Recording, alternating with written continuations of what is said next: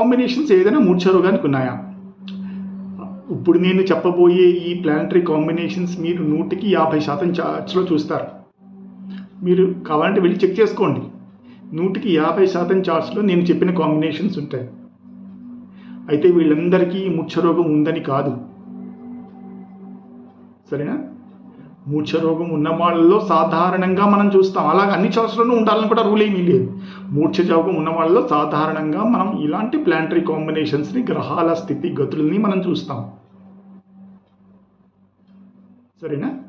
ఇప్పుడు గ్రహాల ఈ మూర్ఛ రోగం అనేది ఎందుకు సాధారణంగా రావచ్చు అనేది ఒకటి వంశపారంపర్యంగా రావచ్చు, లేకపోతే వాళ్ళకి ఎదురైన విపరీత పరిస్థితుల వల్ల కొంతమందిలో ఈ మూర్ఛ రోగం రావచ్చు. అలాగా కావచ్చు, ఇలాగా కావచ్చు. ఎందుకు వస్తుంది అనేది వైద్యులు నిర్ణయించాలి తప్పిస్తే జ్యోతిష్య శాస్త్రం ఎంత మాత్రం ఇందులో కలగజేసుకోకూడదు.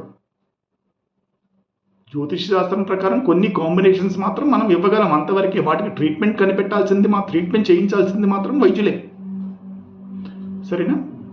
ఇప్పుడు ఇలాంటి గ్రహ స్థితిగతులు ప్రధానంగా చంద్రుడు మనకి పిక్చర్లోకి వస్తాడు. చంద్రుడు చతుర్థ స్థానం,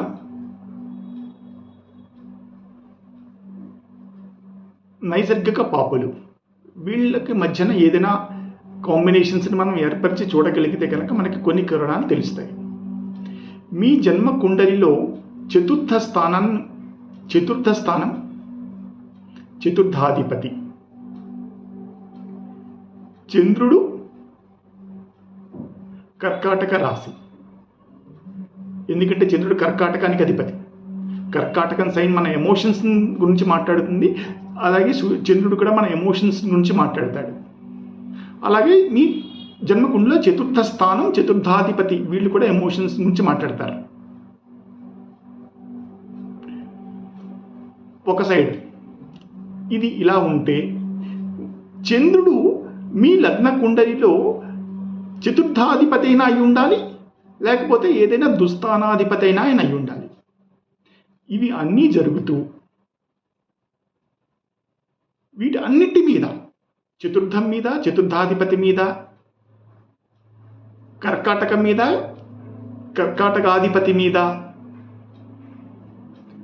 కూడా దుష్ట గ్రహాల ప్రభావం. మనకున్న నైసర్గిక పాపులు ఎవరు? శని, కుజుడు, సూర్యుడు, రాహు, కేతువు. వీళ్ళ ప్రభావం వీటన్నిటి మీద ఉండాలి. ఏదో ఒకదానికి చంద్రుడి మీద లేదండి, వేరే దాని మీద ఉందండి, ఇలా కాదు, అన్నిటి మీద ఉండాలి. కర్కాటక రాశి మీద, చతుర్థం మీద, చతుర్థాధిపతి మీద, చంద్రుడి మీద, ఇలా అన్నిటి మీద వీళ్ళ ప్రభావం చాలా తీవ్రంగా ఉంటే అప్పుడు